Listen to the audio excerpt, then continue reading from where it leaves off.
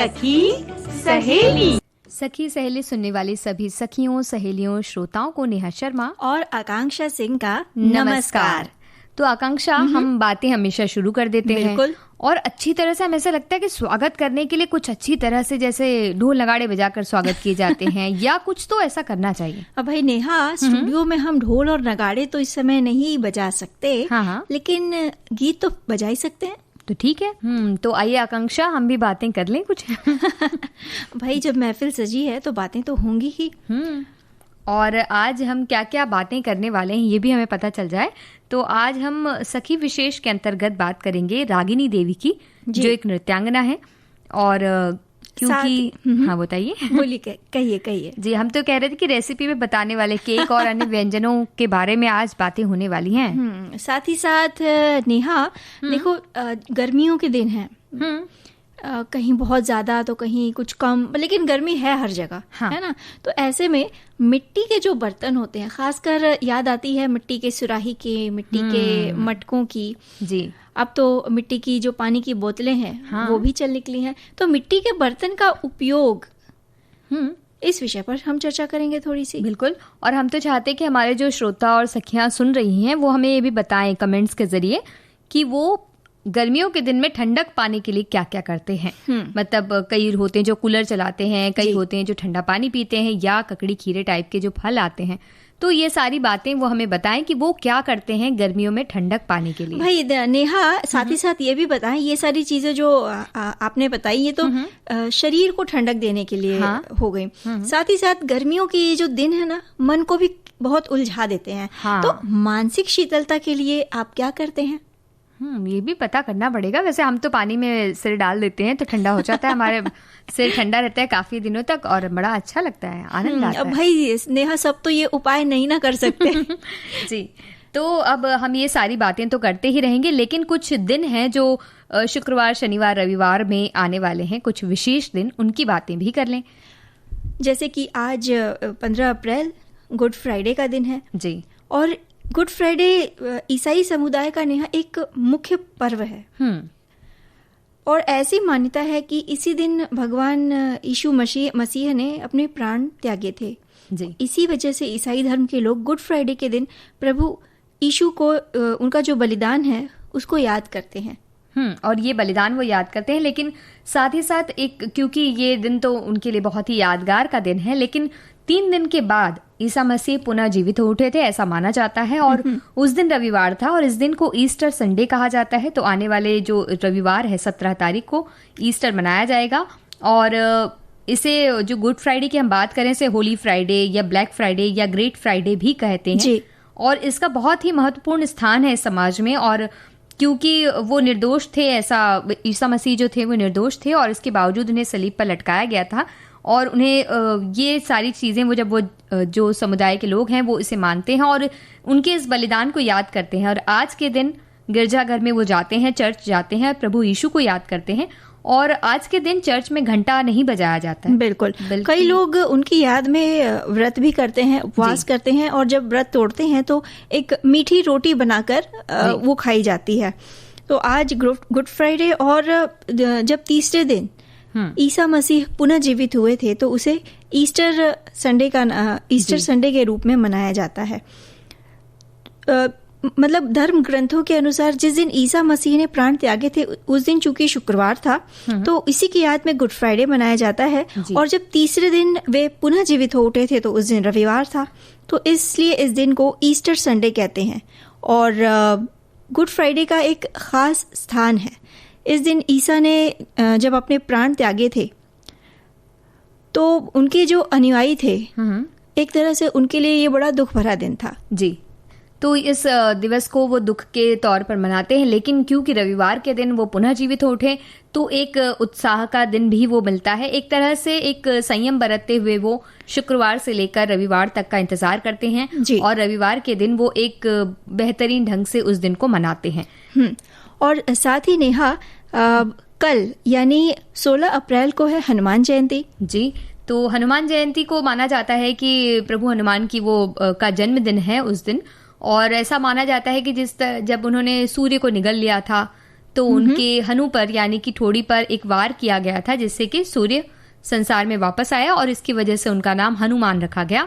और उन्हें एक मान्यता मिली कि वो अपनी शक्तियों को भूल जाएं और बाद में जब जरूरत पड़े कोई उन्हें याद दिलाएगा तो उन्हें वो शक्तियां याद आ जाएंगी। तो एक पौराणिक किरदार है जिसके बारे में हम मानते हैं, जिसके जगह जगह पूजे जाते हैं। तो इस तरह से हनुमान जयंती की भी एक अच्छी जयंती मनाई जाती है। अलग अलग तरह के व्यंजन बनते हैं, खासतौर पर रोट एक होता है जो प्रसाद के रूप में चढ़ता है, जैसे चूरमा बनाया जाता है। जी, तो इस तरह के सारे प्रसाद बनाए जाते हैं और हनुमान जी की जहाँ मूर्तियां होती हैं वहां पर उन्हें सिंदूर का लेप किया जाता है। तो ये सारी बातें जब होती हैं तो एक तरह से सबको मिलजुल कर रहने की शिक्षा देते हैं। देखो ना नेहा, हमारा जो भारत देश है, इतने सारे पर्व त्योहार, मतलब सारे समुदायों की, सारे जातियों की कहते हैं ना, एक साथ सभी लोग अपने त्योहार पर्व एक साथ मिलजुल कर मनाते हैं। बिल्कुल। तो इस तरह से हम देख सकते हैं कि इन दिनों में बहुत से धर्म, सभी करीब करीब कह सकते हैं कि सभी धर्मों के कोई ना कोई त्योहार या पर्व चल रहे हैं। जैसे कि मुस्लिम समुदाय का भी रमजान चल रहा है, जिसे वो रोजा रख कर मना रहे हैं, और इस तरह से सभी धर्मों की चीजें चल रही हैं। बिल्कुल, अनेकता में एकता की अनूठी मिसाल है हमारा देश। जी नेहा, हाँ जी, सखी विशेष के अंतर्गत आज हम बात करने वाले हैं रागिनी देवी की, जो नृत्यांगना है। देखो ना, कला जो होती है वो किसी भी उम्र, भाषा या देश की सीमाओं में नहीं बनती। कला तो कलाकार की कल्पना को मतलब एक तरह से मुक्त रहने का साधन है जी। एक सच्चा कलाकार वही होता है जो खुद को पूरी तरह से अपनी कला में डुबो देता है। और आज जैसा कि हमने बताया, हम जिनकी बात कर रहे हैं वो शायद एक ऐसी ही कलाकार हैं, रागिनी देवी, जो भरतनाट्यम, कुचिपुड़ी, कथकली और ओडिसी नृत्य में पारंगत शास्त्रीय नृत्यांगना है। बिल्कुल, और ये सोचकर ही हमें आश्चर्य हो सकता है कि एक ही व्यक्ति अलग अलग नृत्य शैलियों में एक साथ कैसे पारंगत हो सकता है, पर ऐसा था। और उस पर एक और आश्चर्य ये भी किया जा सकता है कि रागिनी देवी भारतीय मूल की नहीं थी। बावजूद इसके वो किस तरह यहाँ तक पहुंची, ये भी बड़ी दिलचस्प यात्रा है। बिल्कुल उसी तरह की जैसे यात्रा गर्भवती रागिनी देवी ने अकेले ही पानी के जहाज से की थी और दक्षिण भारत पहुंची थी। मद्रास पहुंचते ही उन्होंने अपनी एकमात्र बेटी इंद्राणी को जन्म दिया था। और वैसे इस जीवन यात्रा की शुरुआत में जब हम चलते हैं तो हमें पता चलता है कि जब रागिनी देवी का नाम एस्टर लुएला शर्मन हुआ करता था। 18 अगस्त साल 1893 को मिशिगन में जन्मी एस्टर जन्म के कुछ समय बाद ही अपने परिवार के साथ मिनेसोटा चली गई थी। नृत्य में बचपन से ही रुचि थी, तभी तो एस्टर ने स्थानीय शिक्षक से नृत्य सीखना शुरू किया और 17 साल की होते होते पड़ोस में रहने वाले एक रशियन व्यक्ति से गुजारिश करके वो बैलेट भी सीखने लगी। बाद में उन्हीं के साथ छोटे थिएटर और स्थानीय जगहों पर नृत्य प्रदर्शन भी करने लगी। और रातों में वो ये नृत्य प्रदर्शन किया करती और दिन में वो मिनेसोटा विश्वविद्यालय में भारतीय इतिहास और संस्कृति इस विषय की पढ़ाई किया करती थी। यहाँ उनकी मुलाकात हुई रामलाल बलराम वाजपेयी से, जो उनसे 13 साल बड़े थे और इसी विश्वविद्यालय में पढ़ाई कर रहे थे। नागपुर के युवा वैज्ञानिक वाजपेयी दरअसल यहाँ छिपने के इरादे से आए थे। वो स्वतंत्रता आंदोलन में भाग लिया करते थे और क्वीन विक्टोरिया के सार्वजनिक मूर्ति को नुकसान पहुंचाने के कारण ब्रिटिश सरकार उन्हें ढूंढ रही थी। वो मिनेसोटा पहुंचे और यहाँ आगे की पढ़ाई करने लगे। एस्टर को रामलाल वाजपेयी का साथ भला लगा और भारत की ओर उनका रुझान भी उन्हें इस ओर खींच रहा था। तो माता पिता की मर्जी के खिलाफ जाकर एस्टर ने रामलाल वाजपेयी से साल 1921 में लगभग 28 साल की उम्र में शादी कर ली। उन्होंने हिंदू धर्म अपना लिया और अपना नाम रागिनी देवी रख लिया। दोनों साथ न्यूयॉर्क चले गए। यहाँ उन्होंने कई मूक फिल्मों में अभिनय भी किया, लेकिन उन्हें उनकी पहचान मिली जब उन्होंने 28 अप्रैल साल 1922 के दिन एक दिन मैनहट्टन के ग्रीनविच थिएटर में एकल प्रस्तुति दी। और उन्होंने यहाँ एक भारतीय शैली का नृत्य प्रस्तुत किया और दर्शकों को अपना नाम बताया, रागिनी देवी। साथ ही उन्होंने ये भी कहा कि वो भारत के कश्मीर से हैं और वहीं पली बढ़ी हैं और नृत्य भी वहीं सीखा है। और इस दिन के बाद से उन्हें रागिनी देवी के नाम से जाना जाने लगा।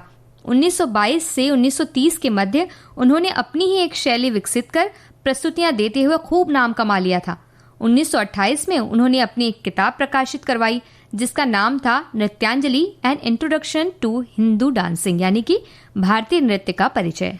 और इस किताब को भारत में भी बहुत सराहना मिली। साल 1930 में रागिनी देवी ने ठान लिया कि वो भारत जाएंगी। बस यही वो उद्देश्य था जिसके लिए वो अकेले ही मद्रास आ गई। यहाँ आते ही उनकी बेटी इंद्राणी का जन्म हुआ, जो आगे चलकर अपनी माँ की ही तरह एक कुशल नृत्यांगना बनी और पहली मिस इंडिया भी। पर यहाँ बात बेटी की नहीं, माँ रागिनी देवी की हो रही है। तो जैसे कि हम बात कर रहे हैं नृत्यांगना रागिनी देवी की, और किस तरह से उन्होंने अपने नाम एक किताब प्रकाशित करवाई और भारत में जब सराहना मिली तो वो अकेले भारत आ गई। और भारत आकर उन्होंने क्या किया, ये बात हम आगे बताते हैं। तो भारत आकर रागिनी देवी ने भारतीय नृत्य शैलियों को सीखने की शुरुआत की। सबसे पहले मद्रास में उन्होंने मयलापुर गोवरी अम्मा से सादिर सीखा, जिसे भरतनाट्यम के नाम से जाना जाता है। इसके बाद केरल जाकर उन्होंने कथकली सीखा। वो पहली महिला थी जिन्होंने केरल कलामंडलम में कथकली सीखा। यहाँ उनकी मुलाकात मशहूर नर्तक गोपीनाथ से हुई और बाद में वो दोनों साथ में कथकली के शोज करने लगे। साल 1933 से 1936 के बीच पूरे भारत में उनके कई शोज हुए। और कुछ साल न्यूयॉर्क में बिताने और वहां अपने नृत्य का लोहा मनवाने के बाद एक बार फिर 1947 में रागिनी देवी अपनी बेटी इंद्राणी के साथ भारत वापस आ गई। उनकी बेटी विवाह कर चुकी थी और 2 बच्चों की मां के रूप में इंद्राणी के सामने थी, और इंद्राणी ने उन्हें प्रोत्साहित किया और वो शादीशुदा और 2 बच्चों की मां होने के बाद भी पहली मिस इंडिया बनी। उसने इतनी उपलब्धि हासिल की कि कई मशहूर लोगों के सामने उन्होंने परफॉर्म किया। बाद में पद्मश्री से भी सम्मानित हुई। आगे चलकर इंद्राणी देवी की नातिन, इंद्राणी देवी की बेटी, यानी कि क्योंकि हम रागिनी देवी की बात कर रहे हैं, रागिनी देवी की बेटी इंद्राणी देवी और उनकी बेटी सुकन्या रहमान भी नृत्यांगना बनी और अपनी नानी और माँ के साथ वो परफॉर्म करने लगी। भारत वापस आकर रागिनी देवी ने आगे कई सालों तक विभिन्न नृत्य शैलियों और वेशभूषा का अध्ययन किया और उससे संबंधित जितनी भी जानकारियां थी वो इकट्ठा की। फिर साल 1950 से 60 के दौर में मुंबई रहते हुए उन्होंने शोध कार्य किए और आखिर साल 1972 में उन्होंने इस शोध को एक किताब के रूप में ढाला और 1978 में ये किताब dance dialects of India Bharat की नृत्य की बोलियों के नाम से आई। साल 22 जनवरी साल 1982 वो तारीख थी जब रागिनी देवी ने भारतीय नृत्यों को अमेरिका में एक ऐसी पहचान दिलाई जो शायद वो ही कर सकती थी। उनके जाने के बाद भी उनकी बेटी और नातिन इस परंपरा को आगे बढ़ाती रही हैं। बिल्कुल।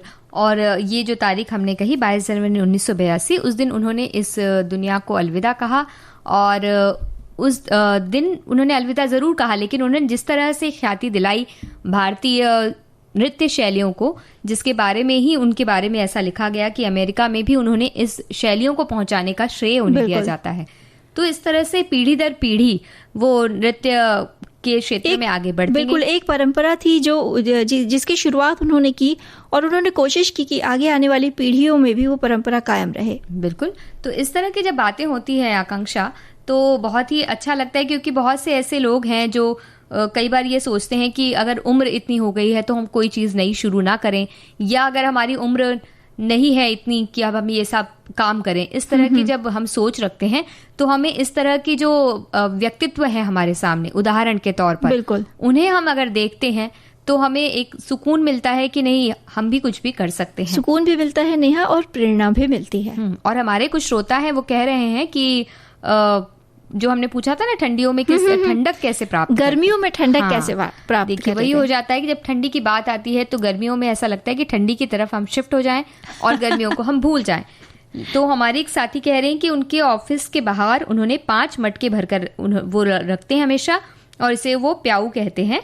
हम लोग भी इसी का पानी पीते हैं और सभी लोगों के लिए गिलास और पानी निकालने का डंडा भी रखते हैं, तो इससे शुद्ध रहेगा पानी, क्योंकि हाथ नहीं डुबाया जाएगा बार बार। बिल्कुल, मतलब खुद के साथ साथ ये औरों का भी ध्यान रखते हैं। तो नेहा, ऐसे ही हमारे एक श्रोता हैं कि जिनका कहना है कि भाई हम इंसान अपनी प्यास किसी भी तरह बुझा सकते हैं, लेकिन मटके के पानी से या फ्रिज के पानी से तो हम अपनी प्यास बुझा सकते हैं, लेकिन पंछियों की प्यास मैं जरूर बुझाता हूँ। मैंने अपने किचन की खिड़की के बाहर छोटे से पतीले में पानी रखा है उसमें कभी चिड़िया आके नहाती है, कभी पानी पी लेती है, कभी कौवा, कभी कबूतर, मतलब कई तरह के पक्षी आके अपनी प्यास बुझाते हैं। और उन्हें देखना कितना अच्छा होता है। और छोटा सा अगर आपने थोड़े चावल के दाने या कुछ अनाज अगर डाल दिया तो वो खाना भी वहीं खा लेते, पानी भी पी लेते। तो ये तो बहुत अच्छी बात है भाई। सबसे गुजारिश है कि अपने और अपनों के साथ साथ इन बेजुबान पशु पक्षियों का भी ध्यान रखिए। पानी का छोटा कटोरा हो गया या छोटा मिट्टी का बर्तन हो गया जिसमें दाना रख दिया या पानी रख दिया इनके लिए, तो इनके लिए भी अच्छा होगा। बिल्कुल। और फिर हम जब ये शिकायतें करते हैं ना कि गौरैया नहीं आ रही है या ये कबूतर हमें नहीं दिख रहे या पंछी हमें नहीं दिख रहे, वो सब दिखने लगते हैं अगर उनके लिए खाना पानी रखा जाए। और एक निश्चित समय में अगर आपने खाना पानी नहीं रखा तो वो अपनी आवाज से ची ची चू चू करके आपसे खाना पानी की मांग भी करते हैं और आपको बड़ा अच्छा लगेगा वो करते हुए। और हमारे एक और साथी हैं, वो कह रहे हैं कि भाई उनके घरों में घड़े आ गए हैं, फ्रिज में रखते हैं पानी वो, पर घड़ों का पानी का ज्यादा उपयोग करते हैं। फ्रिज के पानी से संतुष्टि नहीं होती वो वाली जो घड़े के पानी से होती है, और नुकसान भी नहीं करता घड़े का पानी। शरीर और पेट को ठंडा रखने के लिए अब हमारे घरों में सुबह में सत्तू को घोलकर उसमें नमक, काला नमक, भुना पीसा जीरा, नींबू, ये तो देखिए रेसिपी हो रही है, बारीक कटी हरी प्याज सब मिला के घोल बना लेते हैं और पी लेते हैं। इससे पेट ठंडा रहता है, घर से बाहर निकलने से भी लू नहीं लगती, और अपने स्वाद के अनुसार मीठे के साथ भी वो खाते हैं। ककड़ी आ गई बाजार में तो खाने में वो बहुत अच्छी लगती है। छाछ और मट्ठा ये खाते हैं दोपहर में, और इसी तरह से गर्मी रानी को दूर करने में लगे हैं। वो हमारे पास नहीं आए, दूर दूर ही रहे, ऐसा वो कह रहे हैं। क्या बात है नेहा, बहुत सटीक तरीका। गर्मी के दिनों में मटके का पानी हो और उसमें अगर सत्तू घोल लिया जाए तो सोने पे सुहागा वाली बात हो जाती है। और दोपहर के समय अगर काम ना हो तो बाहर ना जाए, एक ब्रेक ले लें, जैसे कि हम भी कार्यक्रम में। और ब्रेक के समय रेडियो सुने, मतलब रेडियो तो हमेशा ही सुने। तो क्या शिकायत है आपकी, ये हमें बताइए। भाई नेहा, ऐसा है कि हम मनुष्य है ना, हर बात पे शिकायतों का दौर एक चलाने लगते हैं। भाई जितनी शिकायतें कम की जाए उतना अपने लिए भी अच्छा और दूसरों के लिए भी अच्छा। मानसिक शांति के लिए शिकायतें कम करना सीखो। अच्छा, तो ये बात आपने कह दी है, तो हम शिकायत तो करने वाले थे ये कि क्या फ्रिज का पानी पी रहे हैं सब, क्यों नहीं आप ये घड़ा डाल लेते हैं घर में, घड़े का पानी पीजिए, कितना उससे फायदा होता है। और ये सारी बातें हम बताने वाले थे। और मालूम है, केक की एक रेसिपी हम बताना चाहते थे, लेकिन हमारे एक साथी ने खुद केक की रेसिपी भेज दी है, और हम भी यही चाहते थे कि जो बिना ओवन, जिनके घर में ओवन ना हो, तो वो किस तरह से केक बना सकते हैं, ये हम बताना चाहते थे। और ऐसा लगता है कि बिल्कुल मन की बात उन्होंने पढ़ ली और उन्होंने भेज दी है, तो आज हम उन्हीं की रेसिपी शामिल करेंगे कार्यक्रम में। बिल्कुल, तो रेसिपी बताएं पहले, या फिर हम पहले बताएं घड़ी का उपयोग क्या हो सकता है? अच्छा। मेरे ख्याल से पहले घड़ी के उपयोग पे बात कर ली जाए, फिर रेसिपी भी बताएंगे। तब तक हो सकता है कि हमारे जो श्रोता सुन रहे हैं, अगर उन्हें भी कोई अच्छी सी रेसिपी याद आ जाए तो वो भी भेज दें। बिल्कुल, सबको अपनी रेसिपी भेजनी चाहिए। और हम आज सत्तू की भी एक रेसिपी बताने वाले हैं, ये हम पहले से बता दें ताकि उत्सुकता बनी रहे। और जिनको सत्तू जिनके घर में है वो सत्तू निकाल लें, और साथ ही साथ अगर तैयारी करें तो हो सकता है साथ ही साथ रेसिपी बन जाए। तो पहले तो हम जैसे मिट्टी के बर्तन की बात करें आकांक्षा, तो मिट्टी के बर्तन में पानी पीना, पहले तो वो जो उसकी सौंधी सौंधी खुशबू आती है, तो सबसे पहला फायदा तो हम यही ले लेते हैं कि खुशबू बड़ी अच्छी आती है। घर में मिट्टी का बर्तन हम जब मटका रखते हैं और उसमें पानी भरते हैं, आसपास सौंधी खुशबू आती है। कई बार उसके आसपास रेत लगा दी जाती है तो और ठंडा होता है पानी। देखो, याद करो नेहा, जब हमारे मतलब जो पहले का दौर था, एक समय ऐसा हुआ करता था कि जब जो भारतीय रसोई घर थे उसमें मिट्टी के बर्तन और मिट्टी के बर्तनों में पका खाना खास हुआ करता था। मतलब हर दिन का ये नियम था कि अगर खाना बन रहा है तो वो मिट्टी के बर्तनों में ही बन रहा है। और लेकिन जैसे जैसे समय बदलता गया, दौर बदलता गया, नई नई चीजें आती गई, तो हमारा जो रसोई घर है वो भी पारंपरिक से आधुनिक होता गया।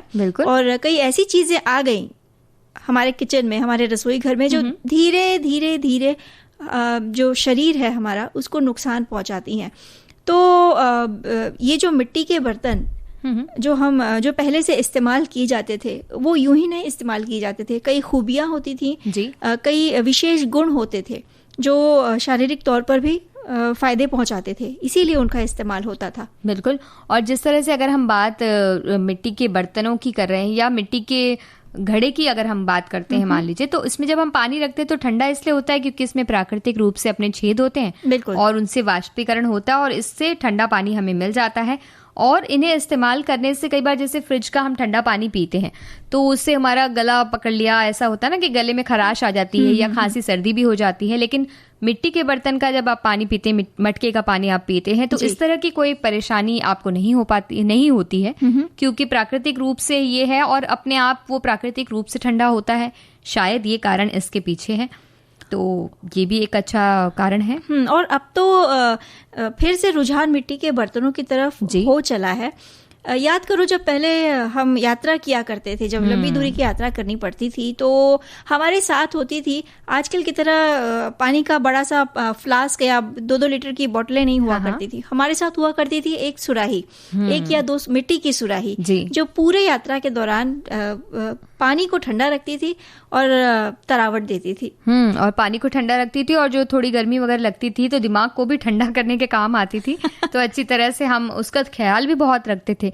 और सुराही से जब हम पानी निकालते कितना अच्छा लगता है, वो ऐसा झुका कर निकालना एकदम अनुपात में, तो एक धैर्य के साथ कि पानी छलके भी ना और पानी बराबर आए, उतना ही गिलास में आए जितने की हमें जरूरत है। वही नेहा, ये तो हो गई मिट्टी के सुराही या मिट्टी के मटके की बात।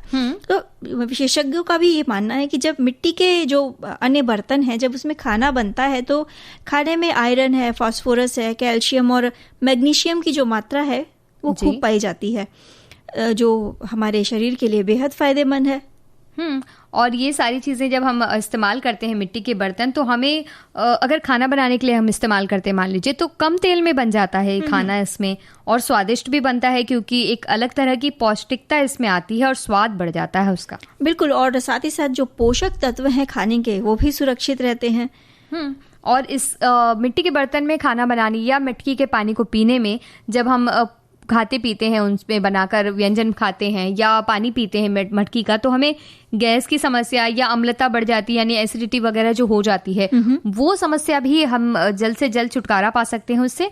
और एक शरीर में पीएच लेवल जो होता है, जिससे कि बीमारियों से बचाव होता है, और शरीर का एक तरह से कह सकते हैं कि तंदुरुस्ती कितनी है, शरीर का स्वास्थ्य क्या अच्छा है या नहीं, ये बताने वाला जो एक तत्व है वो भी बड़ा ही संतुलित रहता है और हमें बहुत आनंद देता है। तो भाई आधुनिकता की दौड़ में हम अपने जो कुछ परंपरागत चीजें हैं, परंपरागत तरीके हैं, उनको पीछे ना छोड़े। अगर उनको भी साथ लेते चलेंगे तो हमारे लिए भी अच्छा होगा।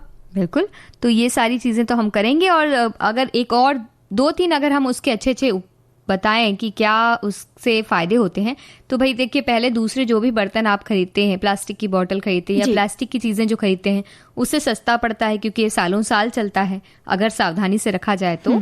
और साथ ही ये किसी तरह का कचरा नहीं निर्माण करता है, अगर ये टूट भी गया तो वो मिट्टी में मिल जाता है क्योंकि मिट्टी का है, पर्यावरण को नुकसान भी नहीं पहुंचाता। और बस हमें इसे साफ सफाई इसकी ख्याल रखना चाहिए। बर्तन भी अगर मटकी का हम इस्तेमाल करें तो साफ सफाई रखें अच्छी तरह से, और बस ठंडा ठंडा पानी पिएं और अच्छे अच्छे गीत सुने।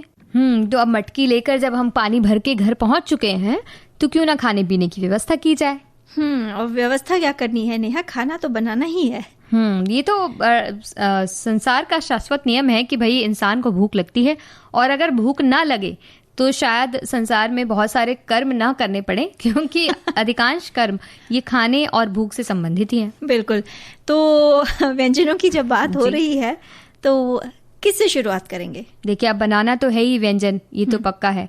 तो बना लेंगे सत्तू के पराठे, और बना लेंगे मीठे में केक बना लेंगे फिलहाल, और उसके बाद कुछ रेसिपी और बता देंगे।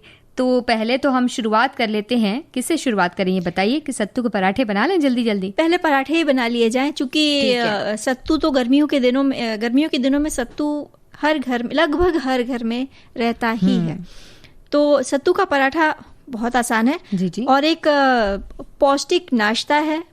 अगर सुबह में खाया जाए, मतलब खाने के बाद पेट एकदम भरा रहेगा। तो सामग्री नोट करें। 2 कप आटा, 1 प्याज बारीक कटी हुई, 5 से 7 लहसुन की कलियां, अगर आप न डालना चाहें तो भी कोई बात नहीं जी। 1 बड़ा चम्मच धनिया पत्ती बारीक कटी हुई, 2 से 3 हरी मिर्च बारीक कटी हुई या स्वाद अनुसार, 1 बड़ा चम्मच सरसों का तेल, 1 कप सत्तू, 1 बड़ा चम्मच नींबू का रस और नमक स्वाद अनुसार। अब इसे बनाने के लिए सबसे पहले सत्तू के पराठे को जब तैयार करना होता है तो जो आटा है उसे गूंद लेना है और 10 मिनट के लिए आटे को ढक कर रख दीजिए। अब जो मिश्रण है, जो भरावन है, उसको तैयार करने के लिए सबसे पहले प्याज, मिर्च, धनिया पत्ती और लहसुन जो हमने सामग्री ली है उसको, इन सबको बारीक, एकदम बारीक काट लेना है। अब इस बारीक कटी सामग्री को सत्तू का जो आटा है उसमें मिलाएं। इसके साथ ही सत्तू में 1 बड़ा चम्मच सरसों का तेल और नींबू का रस डालें। अगर आपको थोड़ा और स्वाद चाहिए तो आप लगभग छोटा चम्मच, आधा छोटा चम्मच अमचूर का पाउडर भी डाल सकते हैं, या फिर जो आम का अचार होता है उसका जो मसाला होता है वो भी थोड़ा स्वाद के लिए डाला जा सकता है। और ये करने के बाद आपको करना क्या है कि आटे की लोई बनानी है और उसमें ये जो सत्तू का मिश्रण है उसे भरना है, और इसके बाद इसका पराठा बेल लें और इस पराठे को गरम तवे पर सेकें और हरी चटनी के साथ या टमाटर की चटनी के साथ या सॉस के साथ परोसें। तो ये तो बहुत ही स्वादिष्ट आपने रेसिपी बता दी है। खट्टी मीठी अच्छी लगी, मीठी तो नहीं, खट्टी खट्टी है तो अच्छी लगेगी बहुत। मीठे तो हम इसलिए कह रहे क्योंकि केक की जो एक रेसिपी हमें मिल चुकी है, हमारे इस साथी ने हमें भेजी है, उनको हम बता देते हैं। और वो कह रहे हैं कि वो घर पर ओवन के बिना ही कई बार केक बनाती हैं, कभी मैदे से कभी बिस्किट से, तो केक बहुत ही अच्छे बनते हैं। तो इन्होंने ये बताई है, बिस्किट वाली केक बताई उन्होंने, तो 2 पैकेट उन्हें चॉकलेट और क्रीम मिले हुए जो बिस्किट होते हैं वो उन्होंने 2 पैकेट लिया है। 1 बड़ा चम्मच पीसी हुई चीनी, आधा चम्मच बेकिंग पाउडर, 1 कप दूध, गार्निश के लिए क्रीम जो कि ऑप्शनल है अगर आपको गार्निश करना है या नहीं करना है, थोड़ा सा मक्खन या घी बेकिंग के लिए उन्होंने कहा।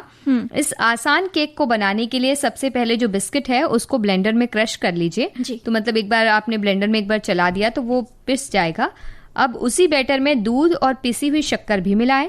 दूध की मात्रा अपने हिसाब से आप एडजस्ट कर लें, चाहे तो कम या फिर ज्यादा कर लें, लेकिन बैटर केक की तरह ही बनना चाहिए। मतलब दूध ज्यादा भी लग सकता है, कम भी लग सकता है, बस केक का जैसा बैटर होता है। आपको मिश्रण का ध्यान रखना है, बहुत थोड़ा सा भी नहीं, बहुत गाढ़ा भी नहीं। जी। एक तरह से वो जो हम पकौड़ियाँ बनाते हैं उस तरह का ही होता है, थोड़ा सा पतला हो सकता है पर ज्यादा नहीं। और अब एक बर्तन में केक को बेक करने के लिए बटर लगा लीजिए उस बर्तन को, और बटर पेपर लगा के उसके ऊपर भी थोड़ा बटर आप लगा लीजिए, और अब केक का बैटर उसमें आप डाल दीजिए। और ये प्रोसेस आप करें उससे पहले आप कुकर या कोई पतीला जिसमें स्टैंड रख दीजिए और उसको रखकर गैस पर मीडियम आंच पर ढककर प्री हीट होने के लिए रख दें। यानी कि जब आप ये सारी चीजें पीस रहे हैं, पीस के जैसे ही तैयार हुआ, दूध मिलाना है, शक्कर मिलाना है, इससे ठीक पहले आप लगा दीजिए तो वो गर्म हो जाएगा बराबर। और उसके बाद आप कुकर या पतीला जिसे भी आपने मीडियम आंच पे ढककर उसको थोड़ा गर्म कर लिया है, तो उसके 15 मिनट के बाद केक वाला बर्तन पतीले में रख के मीडियम आंच पर 30 मिनट के लिए आप बेक कीजिए उसे, और 30 मिनट के बाद केक को निकाल कर ठंडा करें और क्रीम से सजाइए। नहीं तो ऐसे भी अच्छा लगता है वो कह रहे हैं। और अगर कुकर में बना रहे हैं तो ढक्कन लगाइए, लेकिन सीटी उसकी निकाल दीजिए, तो वो ओवन का काम करेगा आपको, और किसी प्लेट से उसे ढक दीजिए, तो इससे भी वो बहुत ही आसानी से बन जाएगा। ये वो कह रही है रेसिपी, और लगता है कि बहुत ही स्वादिष्ट बनने वाली है ये रेसिपी। तो जिस तरह से हम रेसिपी की बात कर रहे हैं ना आकांक्षा, तो हमने ये सोचा है कि क्यों ना हम बाजरे के चूरमे की रेसिपी बताएंगे नेहा, लेकिन इस गीत के बाद। तो आप मुझे चूरमा अभी नहीं खाने देंगे? अब भाई ये 2 व्यंजन तो अभी खाए हैं, थोड़ा सा अंतराल रखना जरूरी है। खाने के बाद दूसरे मीठे की बहुत तलब होती है, तो चलिए कोई बात नहीं। तो देखिए आकांक्षा, आपने हमसे बहुत इंतजार करवा लिया है और हम कुछ खाना चाहते हैं बाजरे का लड्डू जैसे। बिल्कुल खाइए नेहा, लेकिन उसके पहले एक प्रश्न आया है हमारे लिए कि सत्तू में कौन कौन से अनाज होते हैं। भाई सत्तू मुख्यतः चने का होता है जी, जौ का भी सत्तू बनता है, साथ ही साथ मसूर का भी सत्तू होता है। अब और ये जो जौ का सत्तू होता है खासकर गर्मी के दिनों में काफी प्रचलित है इसका उपयोग, क्योंकि शरीर को ठंडक देता है और पाचन में भी आसान होता है। तो मतलब पाचन में आसान होता है, शरीर को ठंडक देता है और टेस्टी भी होता है। लेकिन चने का सत्तू अधिकतर उपयोग में लाया जाता है जी। और अब हम आपके लिए ला रहे हैं बाजरे का, हम चूरमा बनाने वाले हैं, इसे लड्डू भी बना सकते हैं हम, क्योंकि बाजरे का फायदा ये है कि ग्लूटेन फ्री होता है। यानी कि अगर किसी को डायबिटीज है और फिर भी उससे मीठा खाना नहीं छूट रहा है, तो वो बाजरे का उपयोग कर सकता है गेहूं की जगह, तो भी उन्हें फायदा होता है क्योंकि उसमें फाइबर ज्यादा होता है। और अगर बहुत ही मीठा खाने का मन हो रहा, हम तो कहेंगे कि बिल्कुल ना खाएं अगर आपको डायबिटीज है तो, लेकिन किसी का मन कर रहा हो खाने का, जैसे कि हमारा मन कर रहा है बिना डायबिटीज हुए, तो हम खा सकते हैं। इसके लिए 2 कप बाजरे का आटा चाहिए, 3/4 कप गुड़ चाहिए और 1 कप घी चाहिए। और अगर आप काजू वगैरह अगर मिलाना चाहे तो मिला सकते हैं, अन्यथा नहीं।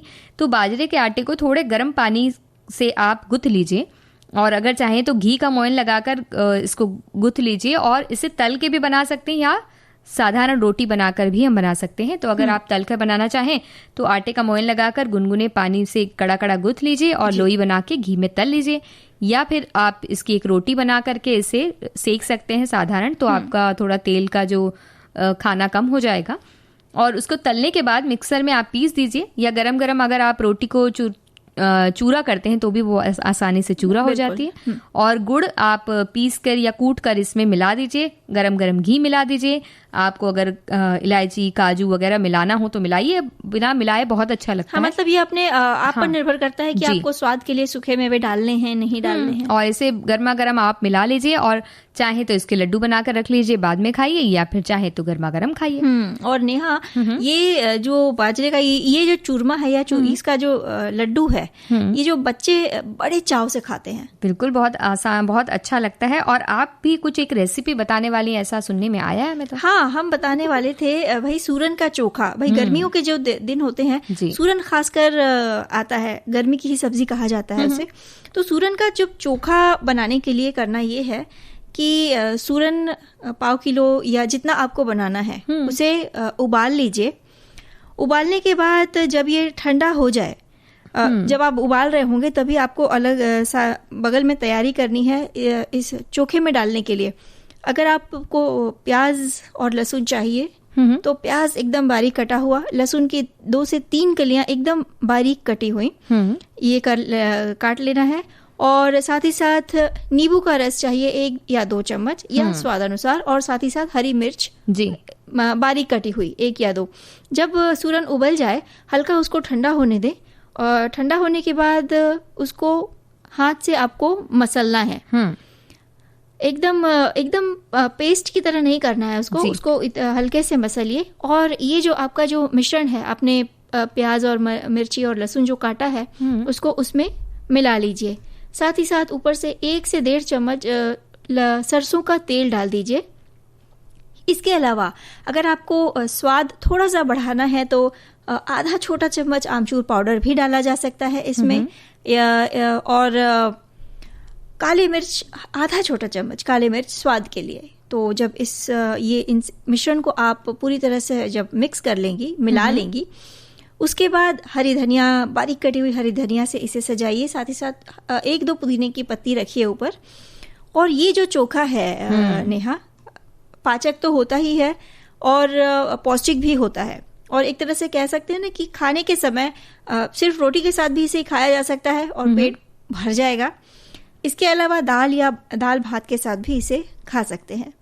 तो ये तो बड़ा ही अच्छा आपने स्वादिष्ट चोखा हमें बता दिया है। तो हम क्या करते हैं कि एक रेसिपी और बता देते हैं, और क्योंकि अब देखिए कार्यक्रम में समय ऐसा हो रहा है कि गीत तो हम नहीं चला सकते हैं, तो क्यों ना खाना है कुछ बना लेते हैं। अच्छा, चलिए तो हम बताते हैं भेल की रेसिपी, क्योंकि शाम का वक्त है, सभी बना सकते हैं। इसके लिए मुरमुरा हमें चाहिए 4 कप बनाइए ताकि सभी खाएं। और तेल चाहिए, सरसों का तेल अगर हो तो बहुत अच्छा, 1 चम्मच लीजिए। और आप इसमें कोई भी तरीका का मिक्सचर अगर आपके पास हो तो वो ले सकते हैं। कटी हुई प्याज, धनिया पत्ती, या फिर पका हुआ आलू हो, उबला आलू आपके पास तो उसे भी बारीक काट कर आप इसमें इस्तेमाल कर सकते हैं। टमाटर, मिर्ची, लाल मिर्ची, चाट मसाला, नमक, और अगर इमली की चटनी हो तो अच्छी बात है, अगर ना हो तो भी चल जाएगा।